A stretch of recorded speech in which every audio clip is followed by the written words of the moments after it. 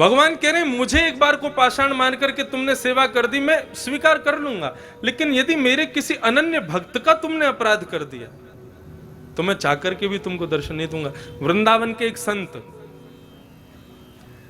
वे एक बहुत बड़े व्यापारी थे, सावधानी से सुनिएगा,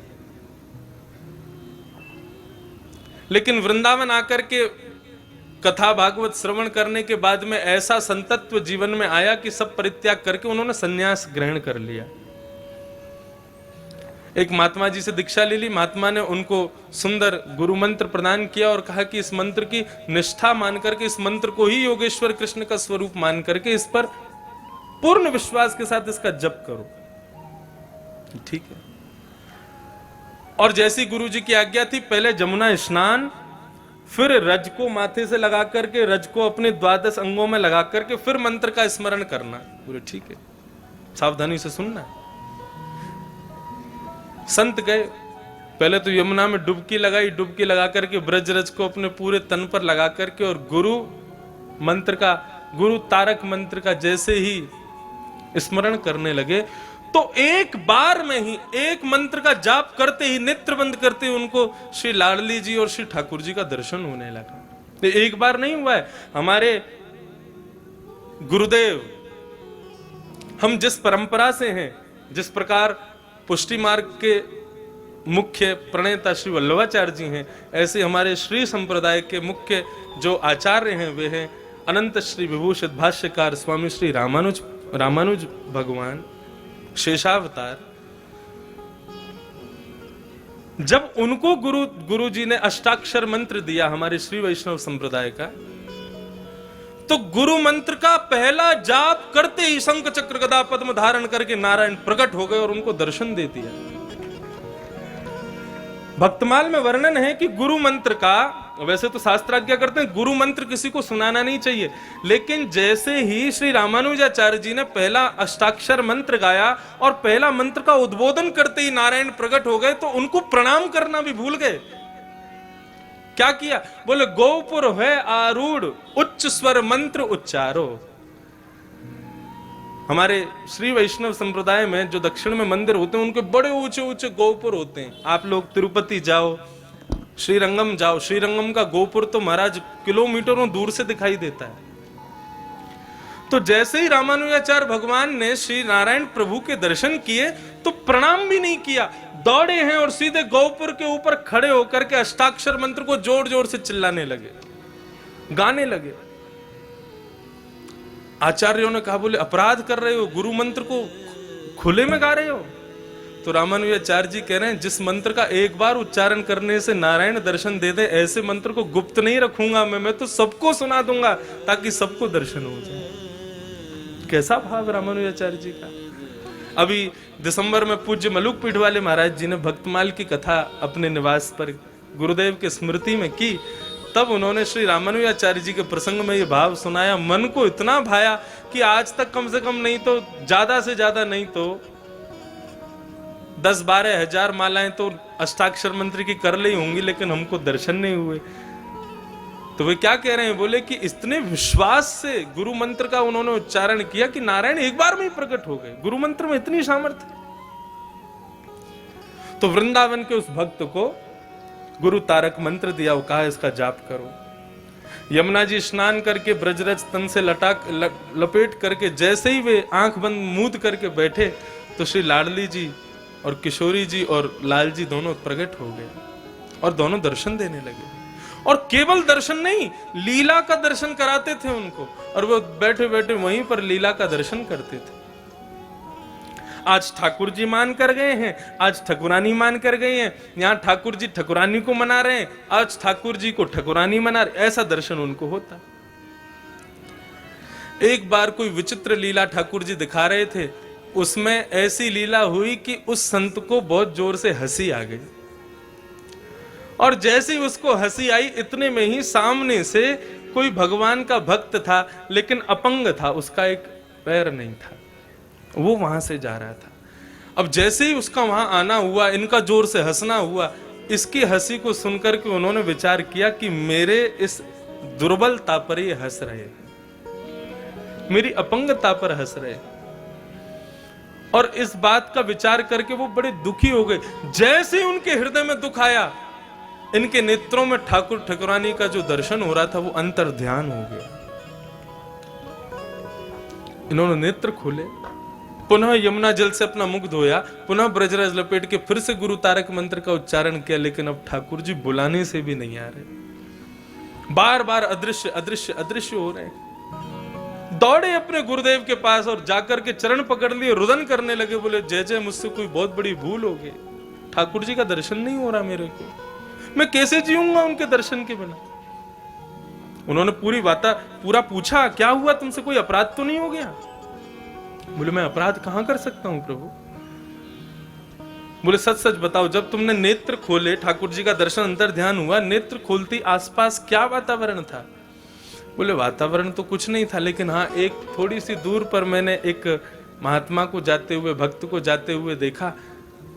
बोले वो भक्त कैसा था? बोले एक पांव नहीं था उनका। गुरु समझ गए। बोले देखो तुमने तो भाव से ही अपने भाव को स्थापित किया होगा, लेकिन उनको ऐसा लग गया कि तुम जो हंसे हो वो उनकी अपंगता पर हंसे हो।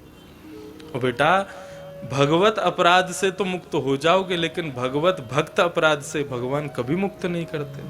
अपना मान टले टल जाए पर भक्त का मान न टलते देखा। गुरुजी आज्ञा करो, मैं क्या करूं? बोले वृंदावन में जितने भी साधक महापुरुष हैं सबका भंडारा कराओ और सबको दक्षिणा दे करके, सबके चरणों में दंडवत प्रणाम करके सबसे क्षमा मांगो। जिससे तुमने अपराध नहीं भी किया उससे भी क्षमा मांगो। क्षमा में इतनी सामर्थ्य है कि ठाकुर जी पुनः प्रकट होकर दर्शन दे देंगे। उन्होंने वही किया, सबको प्रणाम किया, सबको बंधुओं क्षमा। हमारे पूज्य नाना जी क्षमा का इतना सुंदर भाव बताते थे। वो एक बार मुझे बता रहे थे, बोले लाला जब नाना जी विद्यालय में पढ़ते थे तो बता रहे थे, बोले मैं छोटा सा था और नाना जी की माता जी, हमारी पर नानी हुई, नाना की माता जी, तो पर नानी ऐसी कुछ भाव रहा होगा। तो नाना जी की माता जी बीमार हो गई, तो नाना जी के मामा जी ने आकर के गुरुदेव को बताया, बोले कि एक किशन लाल की माता जी बीमार हो गई हैं गुरुजी, लेकिन हम पर इतना धन नहीं है, क्या करें कैसे करें, आप बस प्रार्थना करो ठाकुर जी से वो जल्दी स्वस्थ हो जाएं। नाना जी बोले लाला मैं इतना विचलित है गयो, इतना दुखी है गयो कि क्या करूं। तभी बोले हमारे गुरुकुल में एक संत रहते थे, उनके चरणों में जाकर के मैंने प्रणाम करके ये भाव बताया। तो उन संत ने कहा, परमहंस जी, उन्होंने कहा कि बेटा एक काम करो, जितने भी विद्यालय में बच्चे हैं, जितने भी विद्यालय में प्राचार्य आचार्य हैं, जितने भी विद्यालय में कार्यकर्ता हैं, रोज सुबह दोपहर शाम सबको दंडवत लेट करके प्रणाम किया करो। बोले गुरुजी सबको प्रणाम करना है? बोले हाँ सबको करो। तो हमारे नाना जी बोले प्राचार्यों को कर लेंगे, कार्यकर्ताओं को कर लेंगे, लेकिन इन बालकों को करने में शर्म आएगी हमको, ये तो हमारे संग पढ़ते हैं। और गुरुजी इनमें से कई तो ऐसे हैं जिनसे हमारी एक आंख नहीं बनती, उनको क्या करें? गुरुजी बोले उनको तो और ज्यादा श्रद्धा से प्रणाम करना, हमने आज्ञा कर दी, अब ये काम शुरू कर दो। नाना जी बताते, बोले मैं सबको प्रणाम करता, जिनसे मेरी बनती नहीं थी ना उनको मुंह फेर के प्रणाम करता, लेकिन करता जरूर था। हाँ कल मेरी गुरुजी से शिकायत कर दी याने, या से कैसे बन जाएगी, लेकिन फिर भी बोले मैं उसके पास जाता, पांव छू करके लेट करके प्रणाम करता, और वो मजाक उड़ाता, हाँ ये हुई ना बात, ऐसे ही लेट के प्रणाम किया करो। वो मुझे और चेताते थे, लेकिन एक संत की आज्ञा हो गई, मैंने प्रणाम छोड़ा नहीं, सबको प्रणाम करता, लेट लेट के प्रणाम करता। बोले लाला एक दिन, 2 दिन, 3 दिन बीत गए, चौथे दिन से जो मुझसे ईर्ष्या करते थे ना, उनके हृदय में भी ऐसी दया आ गई कि जब मैं प्रणाम करता तो वो भी हाथ उठा, अरे भैया बस अब तू, क्योंकि सुबह भी करते, शाम को भी करते, दोपहर में भी करते, रात में सोने से पहले भी करते।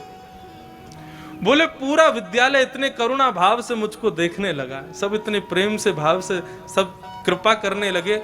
बोले 4 दिन बाद हमारे मामा लौट के आए और गुरुजी से बोले, गुरुजी आपने बड़ी कृपा की, आपने प्रार्थना की, ठाकुर जी ने सुन ली, किशनलाल की माताजी अब बिल्कुल स्वस्थ हो गई हैं, बिल्कुल ठीक हैं, अब कोई दिक्कत नहीं है। तो नाना जी कहते कि क्षमा में इतनी सामर्थ्य है, उन लोगों ने मुझे क्षमा कर दिया और मेरे प्रणाम करने से मैंने उनको क्षमा कर दिया। क्षमा के भाव से इतना बड़ा प्रभाव। क्षमा बड़ेन को चाहिए। धर्म के 10 लक्षणों में एक लक्षण है क्षमा, जो हम कभी नहीं करते। संत ने आज्ञा कर दी, बोले सबको सबसे जाकर के प्रार्थना करो, सब साधक तुम्हें क्षमा कर दें तो ठाकुर जी पुनः दर्शन देंगे। उन संत ने सबको प्रणाम किया, सबको दक्षिणा दी, सबके चरणों में लेट करके क्षमा मांगने लगे। सब कहते अरे भैया तेरा अपराध नहीं है, तू क्षमा क्यों मांग रहा? बोले नहीं, मैंने बहुत बड़ा अपराध कर दिया है। सबको प्रणाम करते करते उनमें से वे महात्मा जिनका एक अंग नहीं था वे भी बैठे थे, उनके चरणों में प्रणाम करके क्षमा मांगने लगे। बोले प्रभु मुझे क्षमा कर दो। संत ने हाथ रख दिया, बोले कोई बात नहीं। क्षमा जैसे ही किया, दौड़ करके गए यमुना जी में डुबकी लगा करके, जैसे ही ब्रजरज को तन पर लपेटा और नेत्र बंद करके गुरु तारक मंत्र का उच्चारण करते ही लाडली और लालजी पुनः प्रकट होकर के उनको दर्शन देने लगे। ये क्षमा में सामर्थ्य है। यदि आपके समस्त शत्रु आपको क्षमा कर दें ना, उसी दिन से आपके भीतर भगवत तत्व प्रारंभ हो जाएगा। हमारे भीतर ठाकुर जी प्रकट हो जाएंगे। और उसके लिए करें क्या? श्रीमद् भागवत बार बार कहती है, सब में भगवान को देखो। ईश्वरः सर्वभूतानाम। आपने श्रीनाथ जी में अंदर खूब बढ़िया सेवा कर दी, खूब बढ़िया प्रणाम किया, खूब बढ़िया से ठाकुर जी का दर्शन किया, लेकिन बाहर आकर के किसी दीनहीन व्यक्ति का तिरस्कार कर दिया तो माफ कीजिए, श्रीनाथ जी के नेत्रों से दर्शन हो गए होंगे लेकिन भाव से कभी दर्शन नहीं हो पाएंगे। सब में श्रीनाथ जी को देखो, सब में। कम से कम और दिन नहीं तो आज से लेकर के 17 तारीख तक, जब तक ये उत्सव चल रहा है तब तक के लिए कर लो। अपनी दृष्टि को शिकारी नहीं पुजारी बना दो और जो सामने देखे सबको श्रीनाथ जी मान करके सबकी नेत्रों से आरती उतार लो। क्या पता इन्हीं रसाला चौक आदि के इन गलियों में भ्रमण करते करते आपको श्री जी बाबा कहीं खड़े हुए दिखाई दे जाएं, कहीं दर्शन दे जाएं। कृष्ण दास किए प्राण न्योछावर, यह जग यह तन जग सिर पटक्यो, मेरो मन गिरधर छवि पे अटक्यो। कृष्णदास जी सोच रहे हैं प्रभु आपको क्या दूं मैं, कुछ देने के लिए है ही नहीं। तो कृष्णदास की प्राण न्योछावर, प्रभु इस संसार में सबसे मूल्यवान यदि कोई है तो मनुष्य के प्राण हैं। मैं आपको अत्यंत मूल्यवान अपने प्राण न्योछावर करता हूं प्रभु, ये रख लो हमारे। मेरो मन गिरधर छवि पे अटके। इस कथा का यही भाव है। कहां मैं वृंदावन निवासी और मेरा पूरा परिवार जानता है, सब बहनें जानती हैं, दिन रात राधा रमण राधा रमण राधा रमण राधा रमण राधा रमण, बस यही। कहीं कथा में जाएं तो राधा रमण, वृंदावन रहें तो राधा रमण, कुछ करें तो राधा रमण। लेकिन मैंने कल रात्रि भी कहा, मेरे पूज्य नाना जी की आज्ञा से मैंने वो पद चतुर्भुज दास जी का, श्री गोवर्धन वासी सांवरे तुम बिन रयो न जाए, उसको गाया। उसमें भी भाव यही था कि मैं श्री राधा रमण जी के लिए ही गा रहा हूं।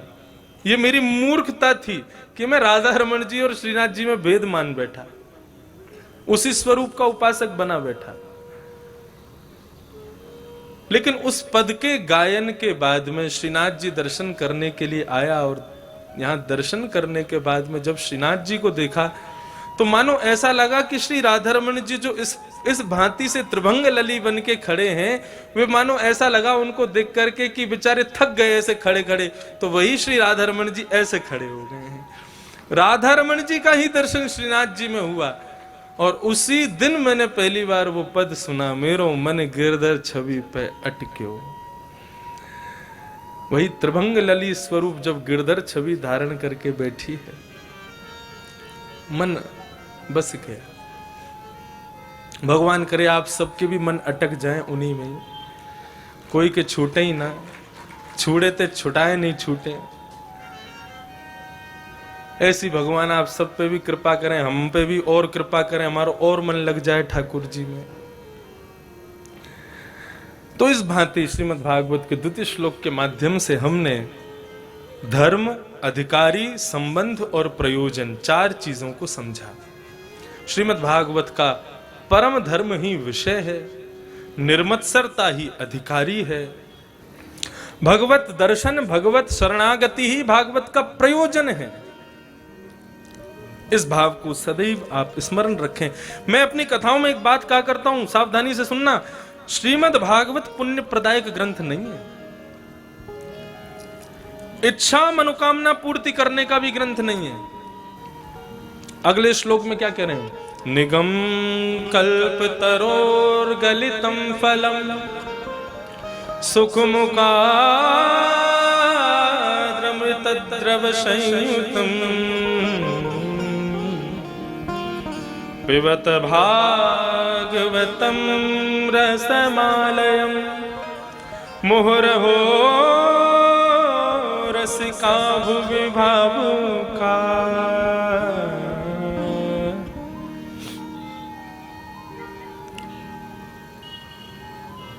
निगम कहते हैं वेद को। निगम कल्प तरोर गलितम फलम सुखमुखाद अमृत द्रव संयुतम। वेद रूपी कल्प वृक्ष का जो पका हुआ फल है वही है श्रीमद् भागवत। अब देखो, कल्प वृक्ष का मतलब क्या होता है? कल्प वृक्ष का मतलब होता है उस कल्प वृक्ष के नीचे बैठ के जो कल्पना करोगे वो आपको मिल जाएगा। भागवत के पंडाल लगने के बाद में, इस पंडाल में जब तक भागवत जी अविराजित नहीं होती तब तक ये साधारण पंडाल है, लेकिन भागवत जी के विराजमान होते ही ये कल्प वृक्ष है। और इस कल्प वृक्ष के नीचे बैठ के जो चिंतन किया जाए वो प्राप्त होता ही है।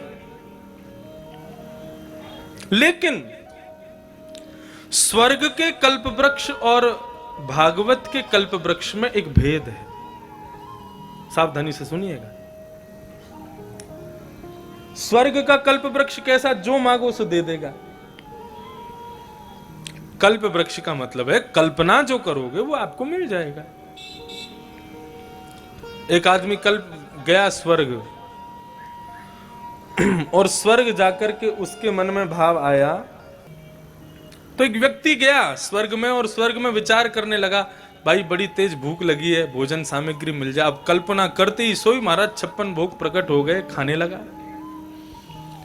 अब इतना सारा भोग प्रकट हो गया, अब उसको बेचारे को लेने के लिए उठ के जाना पड़ता, तो वो मन में विचार करे, परोसने वाले होते तो कितना आनंद आता। अब कल्पना करते परोसने वाले प्रकट हो गए, उसको देना शुरू कर दिया, ले भैया ले, मोहन थार ले, रबड़ी ले, मेवा बाटी सब ले, सब पाने लगा। पाते पाते अब उसके मन में अब मेरा पेट ही ना भरे, ऐसी कृपा कर दो। अब उसका वो कितना भी खावे उसकी भूखी तृष्णा ही नष्ट ना हो। कल्पना खाता जावे खाता जावे खाता जावे, और उसके खाते खाते मन में क्या हुआ, थक गया मुंह खाते खाते।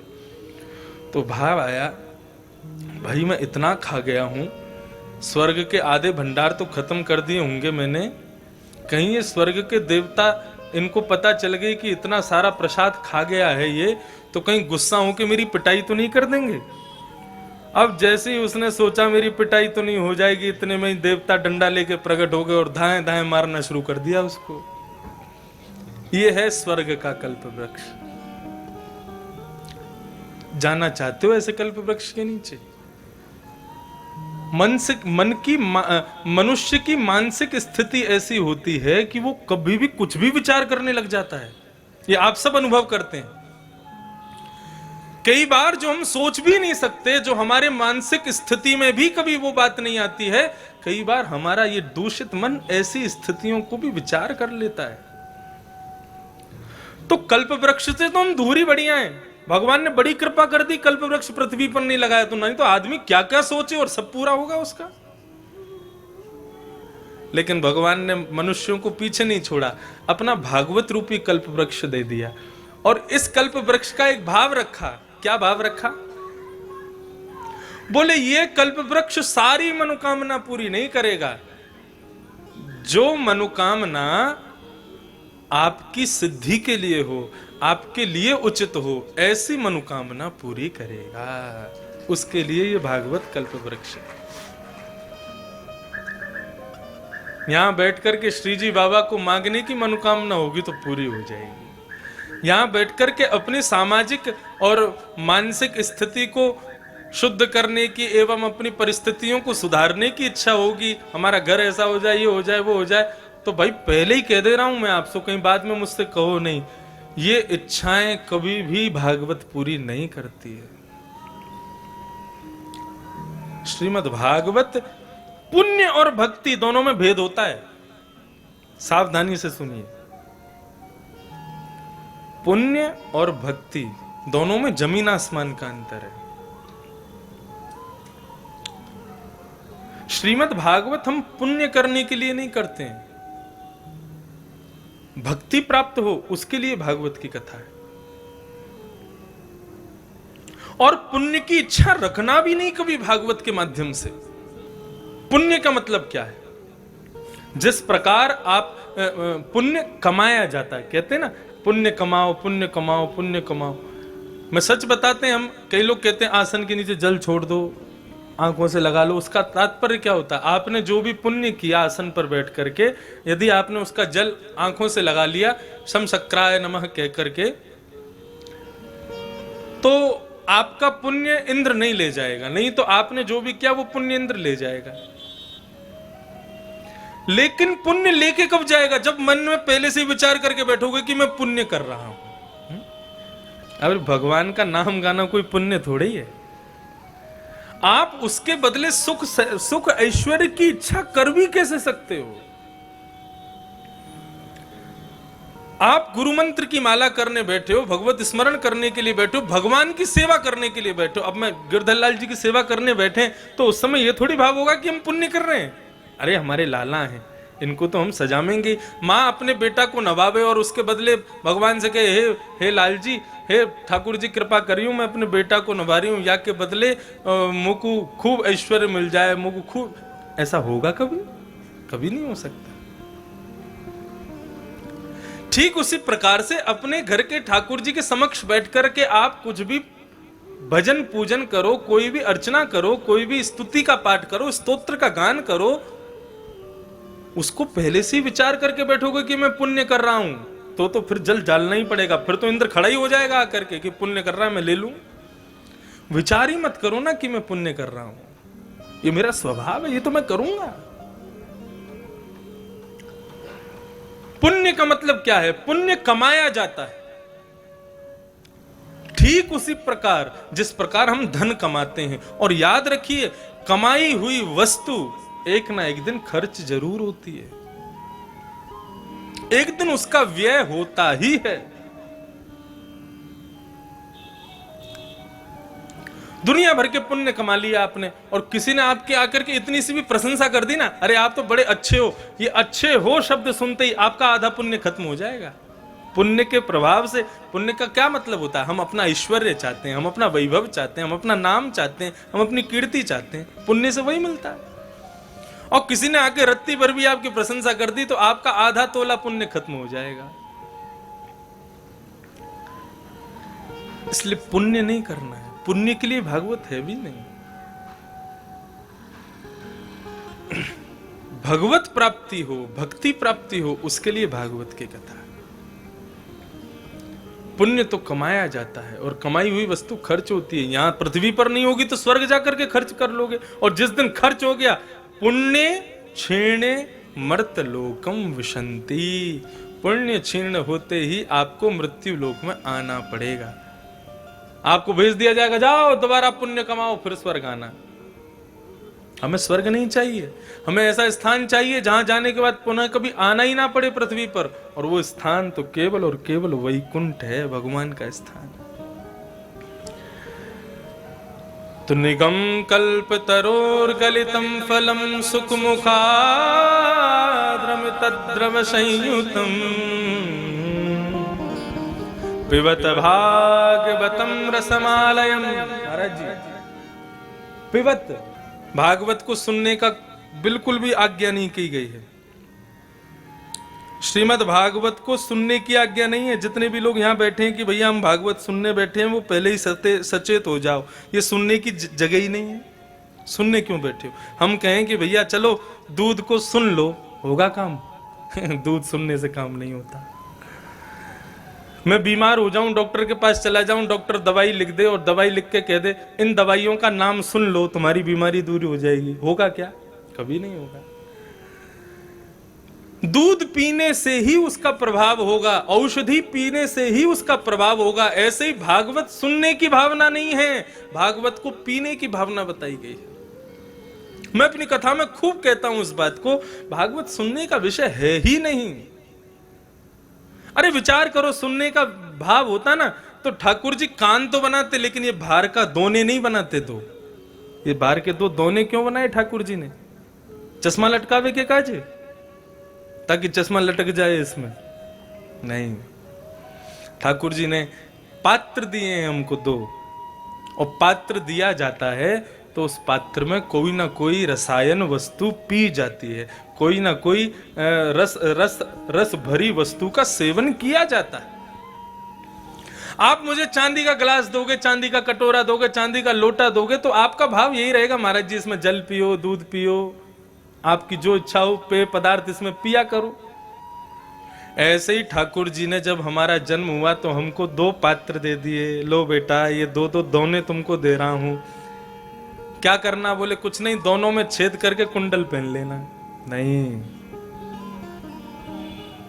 लीक हो जाएगा पूरा जो भी भरोगे। कहना तो हमको भी नहीं चाहिए, हमने भी पहन रखा है, लेकिन जब हमको पता नहीं थी तभी हमको पहना दिया गया। खैर इसका भाव कोई और होगा, लेकिन वास्तव में कुंडल से कान की शोभा नहीं है। कान की शोभा किससे? बोले वक्ता व्यास मंच पर बैठ करके रसप्लावनी श्रीमद् भागवत की पीयूष वर्षा करे, अपने दोनों कान रूपी पात्रों में भर भर करके उसको पी लो, धारण कर लो। औषधि सुनने से आपका रोग दूर नहीं करेगी, औषधि पीने से ही रोग दूर होगा। उसी प्रकार भागवत सुनने की इच्छा यदि मन में है तो हृदय में जो आपके संसारी रोग हैं, काम क्रोध वासनाएं हैं, वे नष्ट नहीं होंगी। उसके लिए आपको कान रूपी श्रवण नंद से भगवान के नाम को, भगवान के यश को, कीर्ति रूपी इस रस को पीना पड़ेगा। और जब पियोगे तो असर हो। मदिरा का नाम सुनने मात्र से नशा नहीं होता, मदिरा का पान करने से ही उसको नशे का इच्छा होती, नशे का भाव आता है। तो श्रीमद् भागवत सुनने का भाव बताया, पीने का भाव बताया। फिर कहते हैं सुखमुखाद अमृत द्रव्य संयुतम। भागवत का वक्ता कैसा होना चाहिए? श्रोता के तो लक्षण बता दिए कि श्रोता निर्मत्सर होना चाहिए, ईर्ष्यावान नहीं होना चाहिए। भागवत का वक्ता कैसा होना चाहिए? बोले सुखमुखाद अमृत द्रव्य संयुतम। हमारी भागवत जी के बगल में विराजमान है श्री सुखदेव जी महाराज। ये सुखदेव जी साक्षात भागवत के वक्ता हैं। इनको इसीलिए रखा जाता है ताकि इनको देख देख करके भाव आवे कि वक्ता को इनके जैसा होना चाहिए। आम के विशाल वृक्ष पर एक चील आकर के बैठ जाए और वहां बैठ करके अपना भोजन ढूंढती है, लेकिन आम को नहीं खाती। आम के विशाल वृक्ष पर कबूतर आकर के मादा कबूतर को खोजता है और बैठा बैठा भूख के मारे व्याकुल हो जाता है, लेकिन आम को नहीं खाता। लेकिन उसी आम के वृक्ष पर जब तोता आकर के बैठता है तो तोता थोड़ा नीचे उतरता है, अपनी फलों की विद्या जो उसको भगवान ने दी है उस हिसाब से उन आमों में सबसे श्रेष्ठ आम को खोजेगा, उसके पास जाएगा, अपनी चोंच मारेगा, खुद भी रस लेगा, और जैसे ही चोंच बाहर निकालेगा 2-4 बूंद उसमें से छलक के नीचे गिरेगी, छोटे छोटे कीड़ों को भी रस प्रदान कर देता है। ये सुख का लक्षण है। वो अकेला रस नहीं लेता, वो सबको रस में, रसीली रस में रहत, कैसे है वो पद? रसीली रस में रहत गड़ी। किनका पद है? अष्ट सखाओं में से है, रसीली रस में रहत गड़ी। वैसा ही वक्ता होना चाहिए, रसीला होना चाहिए, स्वयं रस में उन्मुक्त होना चाहिए। और खुद ही रसवान नहीं है, दूसरों को क्या रस देगा? वो रस में उन्मुक्त होना चाहिए। भागवत का रस पहले खुद पी ले, खुद को रस भरा करे, तब दूसरों को रस प्रदान करे। उस भाव से ये कथा बताई गई। यहां पर भागवत के वक्ता के लक्षण बताए गए। तत्पश्चात सौनकादि ऋषियों ने 7 प्रश्न किए सूत जी से, और उन्हीं 7 प्रश्नों के उत्तर में श्री सूत जी महाराज भागवत की कथा सुना रहे हैं। और उससे पूर्व वे अपने गुरु को वंदन करते हैं। हम भी सुखदेव जी को प्रणाम करें, और सुखदेव जी को वंदन करके यही भाव गुरु के प्रति होना चाहिए। दृढ़ इन चरणन केरो भरोसो। गुरु परंपरा में दीक्षा का भाव क्या है? दीक्षा का मतलब क्या होता है? सब लोग सावधानी से सुनना।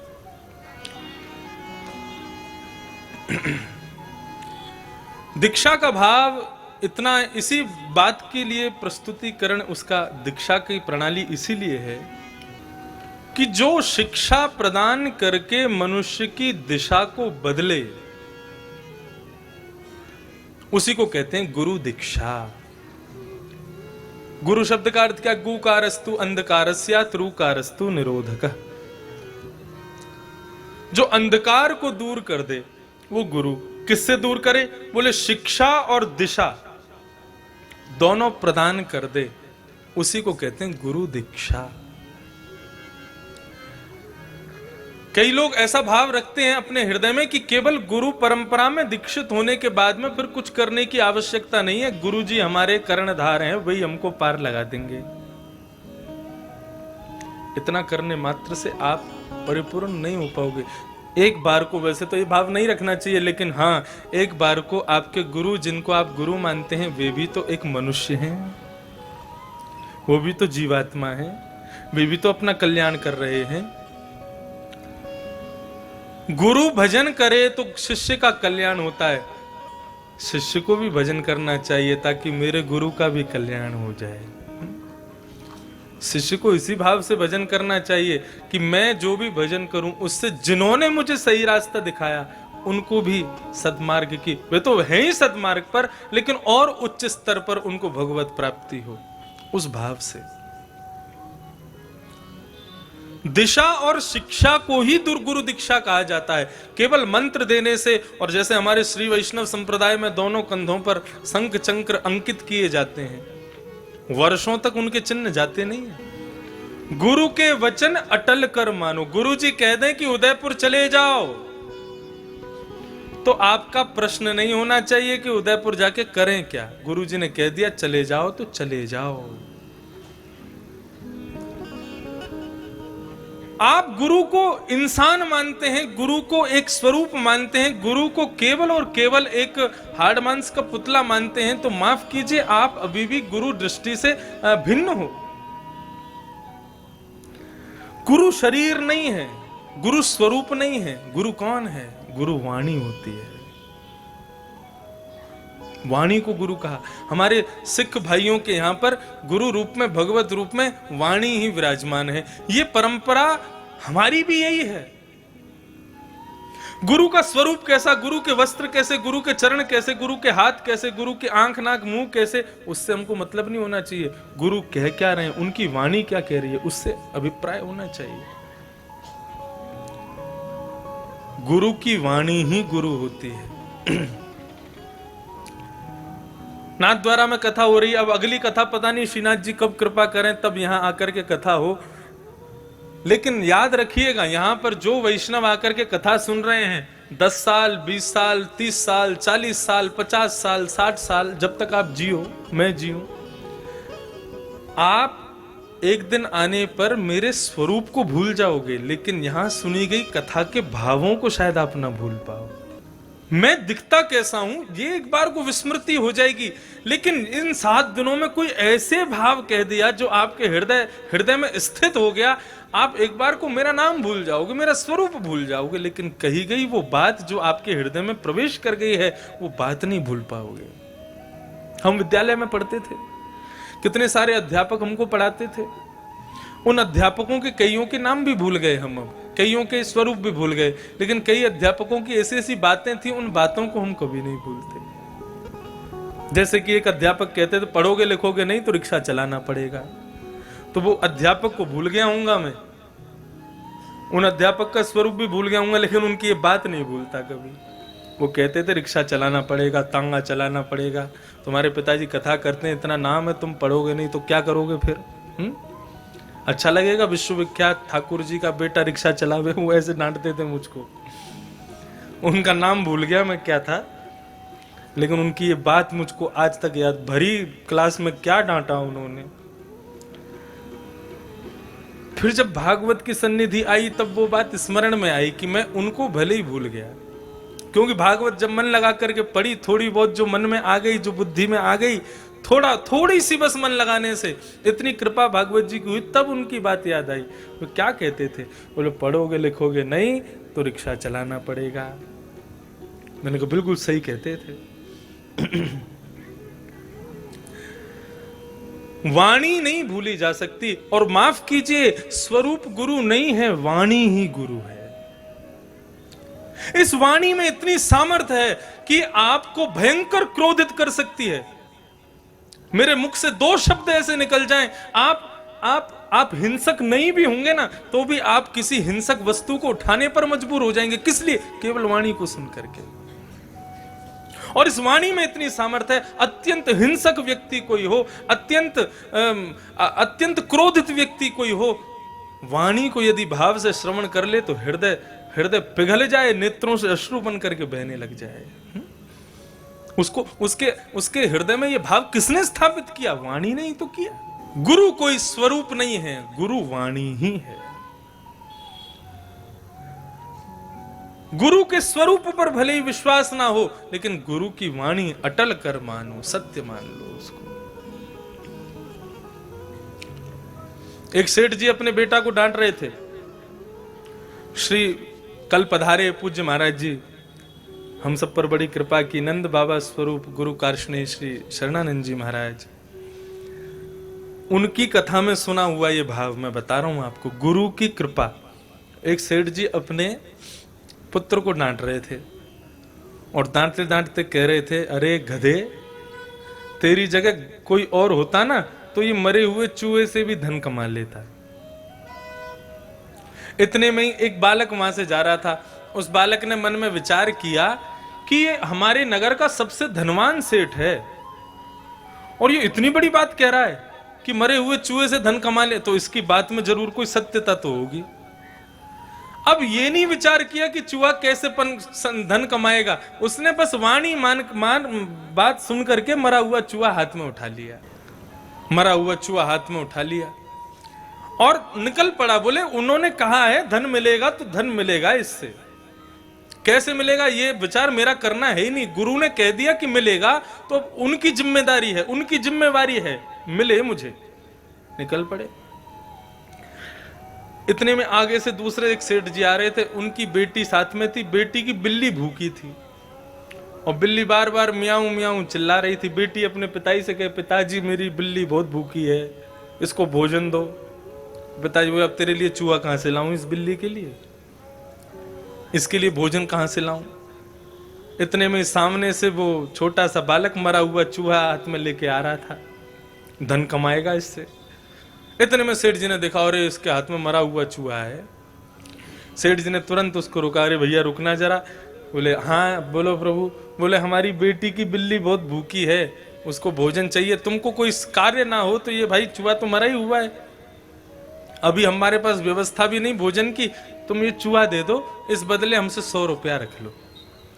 और 100 रुपए उसकी जेब में रख के चूहा ले लिए। गो प्रसन्न हो गया, देखो गुरुजी ने आज्ञा कर दी और मैंने 100 रुपए कमा लिए मरे हुए चूहे से। और इतना ही नहीं, फिर 100 रुपए से उसने कुछ खरीदा, वो बिका, बहुत बड़ा आदमी बन गया। जब एक दिन वही बालक जब सेठ बन गया नगर का, तो आज उसने कहा कि भैया आज हम बहुत बड़े आदमी बन गए, अब गुरु दक्षिणा दिया है। गुरु जी को सोने का चूहा बना करके लेके अपने सेठ जी के पास गया और चरणों में चढ़ा दिया। सेठ जी बोले, अरे अरे आप तो बहुत बड़े सेठ हैं महाराज, आप हमारी कुटिया पे कैसे? बोले, मैं सेठ बना हूं वो आपकी वाणी की कृपा। एक दिन आप अपने पुत्र को डांट रहे थे, मरे हुए चूहे से कोई साधारण व्यक्ति भी रुपए कमा लेगा। उस दिन मैंने आपकी बात सुनी और मैंने सोचा आप इतने बड़े सेठ हैं, आपकी मुंह से निकली है ये बात, तो इसमें असत्यता तो हो ही नहीं सकती। मैंने दृढ़ विश्वास करके मरा हुआ चूहा उठा लिया और महाराज तभी से मेरे दिन बदल गए। कहने को एक कथा है, लेकिन ये वास्तविकता है। गुरु की आज्ञा पर बिना विचारे आपने एक बार यदि प्रतिज्ञा ले ली कि गुरु जो कह रहे हैं मुझे कहना नहीं चाहिए, लेकिन गुरु यदि अपने कृत्य से भी, यदि कृत्य में भी परिपूर्ण नहीं होंगे ना, लेकिन वो गुरु कहलाए जाते हैं, इसलिए वो परिपूर्ण हैं। ये कृत्य में भी परिपूर्ण नहीं होंगे, लेकिन आप फिर भी उनकी बातों पर अटलता।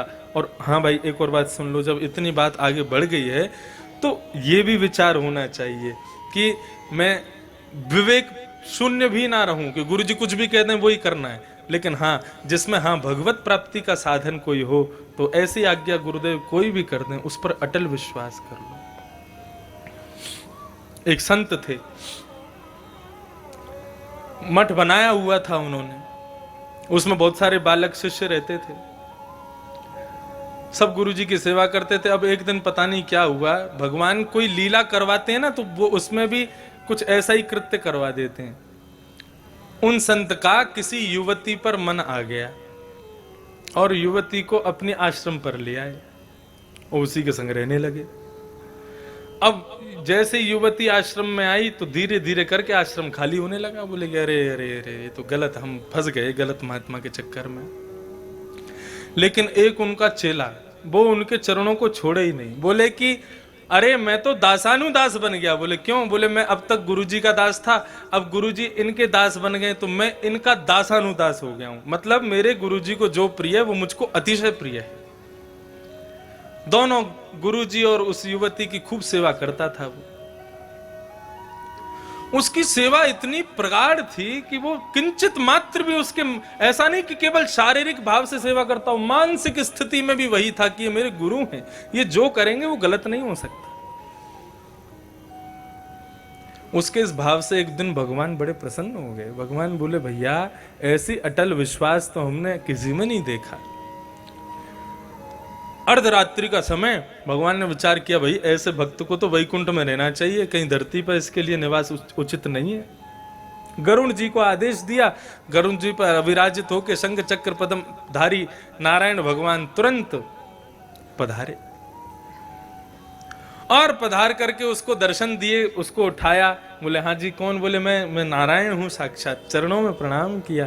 बोले भैया बड़ी कृपा की प्रभु, आपने आज दर्शन दिए, कैसे आगमन हुआ आपका इस दास पर उपकार कैसे किया? भगवान ने कहा हम तुम्हारी गुरु निष्ठा से बड़े प्रसन्न हैं, हम तुमको वैकुंठ ले जाने के लिए आए हैं, चलो गरुड़ पर हमारे पीछे विराज जाओ और चलो वैकुंठ चलते हैं। वहां सब भक्त वैष्णव तुम्हारा इंतजार कर रहे हैं, तुम्हारे लिए मृत्यु लोग नहीं है, वैकुंठ लोग।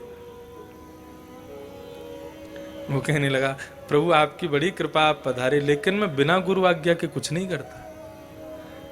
मैं गुरुजी से आज्ञा ले लूं, यदि वे कह देंगे चले जाओ तो मैं तुरंत आ जाऊंगा आपके संग। भगवान बोले जय हो भैया तेरी गुरु निष्ठा। बोले जिस गुरु की निष्ठा से आप प्रकट हुए उन गुरु की आज्ञा तो मैं ले लूं। जाओ। अब गुरु जी सो रहे थे कक्ष में, चला गया उठाया। क्या बात है? गुरु जी एक आज्ञा चाहिए। बोले आधी रात में क्या आज्ञा चाहिए, सुबह लेना। अरे गुरु जी मैं तो आपको उठाना नहीं चाह रहा था, लेकिन कुछ ऐसी आज्ञा चाहिए, आप सो जाना, बस एक बार हाँ या ना में उत्तर दे देना है। गुरु जी बोले क्या बात है बोलो। बोले साक्षात जगत नियंता जगदाधार पर ब्रह्म नारायण गरुण पर अविराजित होके हमको लेने आए हैं और कह रहे हैं तुम वैकुंठ चलो। हमने कहा भैया गुरुजी से पूछ लें, आप आज्ञा कर दें तो मैं आपकी सेवा में कोई कमी रह रही हो, कोई काम मेरे लिए रह गया हो तो आप बिल्कुल मना कर दें, निस्संदेह मैं मना कर दूंगा ठाकुर जी को। मैं कह दूंगा भैया अभी गुरु जी को मेरी जरूरत है, मैं नहीं जा सकता, आप आज्ञा करें तो मैं चला जाऊं, और आपको यदि मेरी जरूरत हो तो बिल्कुल कह दें, मैं बिल्कुल नहीं जाऊंगा। गुरुजी बैठ गए। कहा कहाँ है नारायण?